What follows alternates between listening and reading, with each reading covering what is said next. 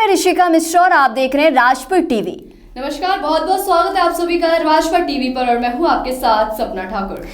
सपना, चुनावी राज्यों में राजनीतिक रैलियां लगातार हो रही है। नेता खुलेआम जो ये रैलियां कर रहे हैं उसमें चुनावी गाइडलाइन का पालन नहीं करते हैं, कोरोना गाइडलाइन की धज्जियां उड़ाते नजर आते हैं। और इतना ही नहीं, जो भी आचार संहिता का जो भी गाइडलाइन निकाला गया है उसमें से किसी भी चीज़ का वो पालन करते नजर नहीं आते। ऐसा मैं नहीं कह रही हूँ, ऐसा जो एक वीडियो आज खूब तेज़ी से सोशल मीडिया पर वायरल हो रहा है उसमें साफ तौर पर ये नज़र आ रहा है।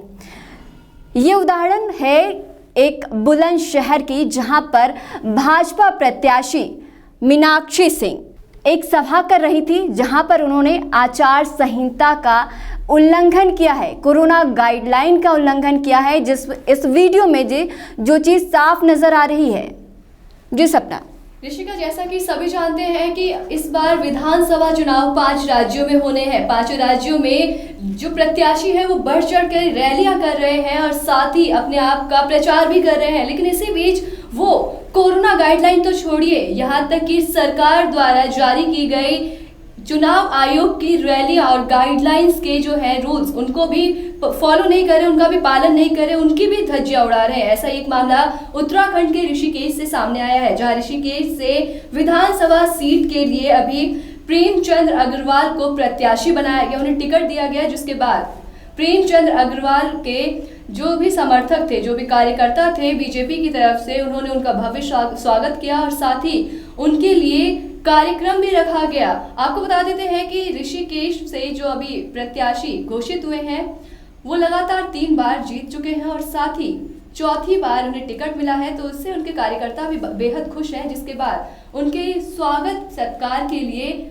ये तक नहीं देखा कि कोविड के गाइडलाइंस का पालन भी किया जाना होता है और साथ ही आचार संहिता के गाइडलाइंस के भी कुछ रूल्स होते हैं, उन्होंने कुछ नहीं देखा। वो भीड़ इकट्ठा करके केवल अपने प्रत्याशी का भव्य स्वागत करने लगे और साथ ही भूल गए कि कोरोना महामारी भी चल रही है, जिससे उन्हें सावधान रहना चाहिए। ना किसी ने मास्क लगाया था, सोशल डिस्टेंसिंग की तो हम बात ही क्या करें। बिल्कुल सपना, ये तो बात हो गई भाजपा के जो प्रत्याशी हैं उनकी, लेकिन सपा भी, जो सपा पार्टी है वो भी पीछे नहीं है इन चीज़ों में। जो सपा के जो प्रत्याशी हैं साहिबाबाद सीट के अमरपाल शर्मा, वो भी कोरोना गाइडलाइन का धज्जियां उड़ाते नजर आए हैं।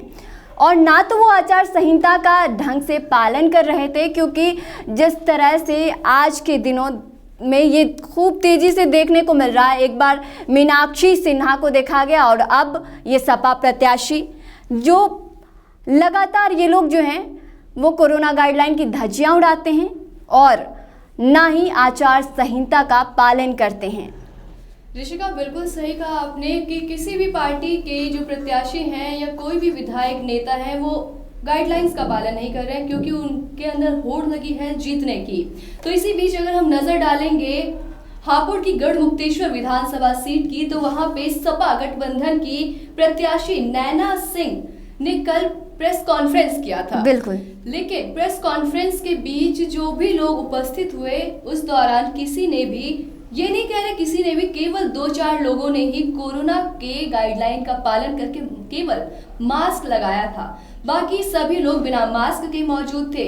सोशल डिस्टेंसिंग तो किसी ने पालन किया ही नहीं। तो ये सारी चीजें कहीं ना कहीं लोगों को सोचने पे मजबूर कर देती है कि क्या जब रैलियां आती है तो कोरोना चला जाता है, जब रैलियां निकाली होती है विधानसभा चुनाव या कोई भी चुनाव आते हैं तो बीमारियां खत्म हो जाती है। क्या इसी वजह से लोग किसी न किसी वजह से रैलियां निकाल रहे हैं, भीड़ इकट्ठा कर रहे हैं? क्या ये आपको नहीं लगता कि ये अपने वोटर्स को कम और बीमारियों को ज्यादा इनवाइट कर रहे हैं? बिल्कुल सपना, लेकिन क्या आप जानती हैं कि कोविड को ध्यान में रखते हुए जो चुनाव आयोग है उसने 22 जनवरी तक ये इन रैलियों पर प्रतिबंध लगा दिया था। साफ तौर पर कह दिया था कि 22 जनवरी तक कोई भी रैली नहीं की जाएगी और अगर कोई भी प्रत्याशी जो हैं वो डोर टू डोर कैंपेन करते हैं तो उसमें सिर्फ 5 लोगों को जाने की ही इजाज़त दी गई थी। अनुमति मिली थी कि डोर टू डोर अगर कैंपेन करते हैं तो सिर्फ 5 लोग जाएं, लेकिन उन्होंने इस बात को भी नहीं माना कैंपिंग करने अगर जा रहे हैं तो ऐसे जा रहे हैं जैसे उनके बेटे की शादी है, बाराती में अगर हम नहीं गए तो फूफा जी नाराज हो जाएंगे। हाँ बिल्कुल। तो इस तरीके से वो आगे जा रहे हैं, डोर टू डोर कैंपेन कर रहे हैं, लोगों से भीख मांग रहे हैं कि हमें वोट दो। लेकिन उन्हें कहीं भी ये समझ नहीं आ रहा है कि जहां वो भीड़ इकट्ठा करते हुए जाएंगे तो वहीं सामने से उनके मुंह पे दरवाजा बंद हो जाएगा, क्योंकि आपको हो ना हो लेकिन लोगों को अपनी सेहत से बहुत ही लगाव है, बहुत ही प्यार है कि हाँ हमारे साथ कल को कुछ हो ना जाए। तो इसी को ध्यान रखते हुए नीति आयोग ने कम्युनिटी स्प्रेड रोकना हम सभी की जिम्मेदारी है, ये बात भी कही थी, लेकिन फिर भी लोग कहीं नहीं रुक रहे हैं। ऋषिका। बिल्कुल सपना, ये जो नीति आयोग के सदस्य हैं वीके पॉल, उन्होंने भी कुछ दिन पहले ये कहा था कि आयोग को इलेक्शन और रैलियों का फैसला लेने का खुद ही अधिकार है, वो खुद ही ये सब चीज़ देख रहा है।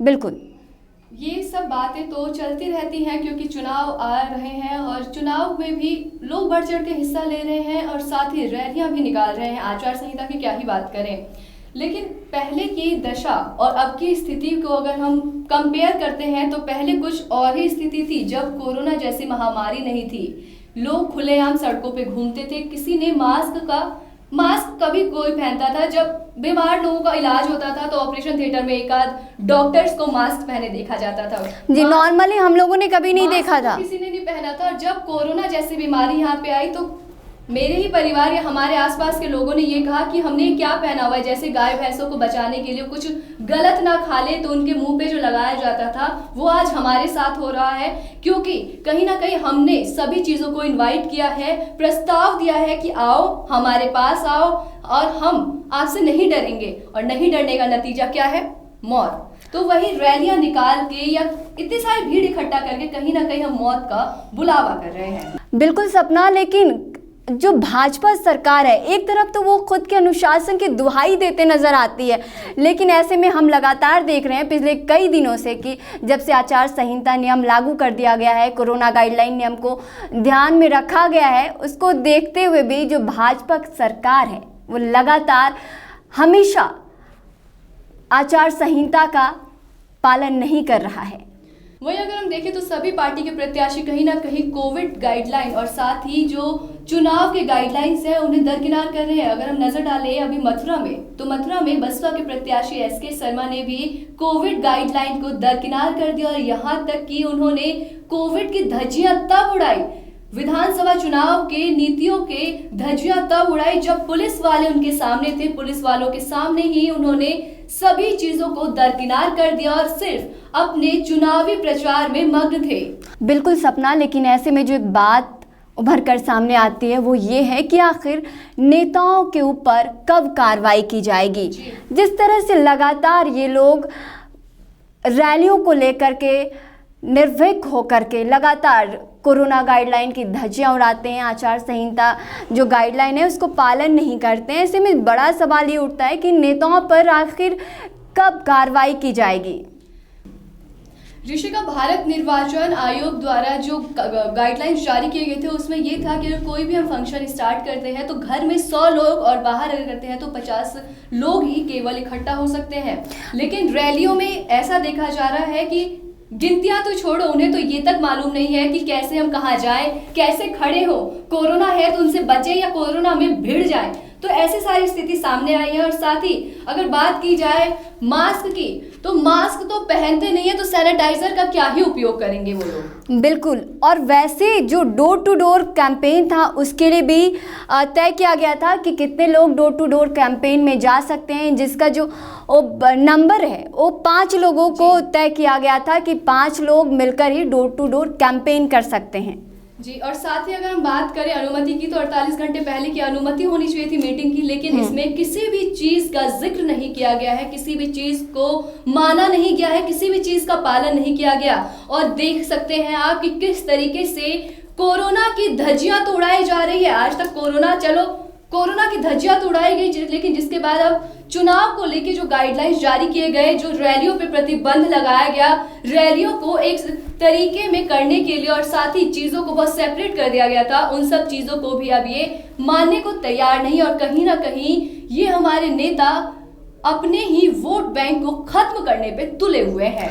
बिल्कुल, एक चीज मैं और बताना चाहूंगी राजपथ के जितने भी व्यूअर्स हैं कि जो ये मीटिंग की बात हो रही थी कि जो राजनीतिक पार्टियां हैं वो कितने बजे तक मीटिंग कर सकते हैं और कब तक रैलियां निकाल सकते हैं। तो उसमें साफ तौर पर जो आचार संहिता का गाइडलाइन था उसमें लिखा गया था कि ये जो रैलियां हैं, ये जो मीटिंग है वो रात 8 बजे के बाद और सुबह 8 बजे से पहले नहीं की जाएगी। और ये भी था कि अगर आप मीटिंग करते हैं तो मीटिंग करने वाले राजनीतिक दल अपने सभी लोगों को मास्क और सैनिटाइजर वितरित करेंगे और साथ ही उन्हें एक पेयर में बिठाएंगे ताकि सोशल डिस्टेंसिंग का भी पालन हो और साथ ही नियमों का अच्छे तरीके से पालन हो सके ताकि किसी को भी कोई बीमारी छू ना सके। तो आपने जाना कि कैसे कोविड गाइडलाइंस की धज्जियां उड़ाई गई और साथ ही विधानसभा चुनाव को लेकर जितने भी नियम और गाइडलाइंस जारी किए गए थे उनको भी ताक पे रखा गया। तो इसी तरीके की तमाम बड़ी जानकारी और ऐसे ही जानने वाले चीजों को देखने के लिए हमारे राजपथ टीवी पे बने रहिए और साथ ही आपसे उम्मीद करते हैं कि यदि आप किसी रैली में शामिल होने जा रहे हैं तो आप ध्यान रखिए कि कहीं आपके बगल वाला इंसान कोविड पेशेंट तो नहीं, क्योंकि रैलियां बहुत हो रही हैं, लोग हर एक रैली में हिस्सा बनना चाहते हैं। ध्यान रखें, सुरक्षित रहें।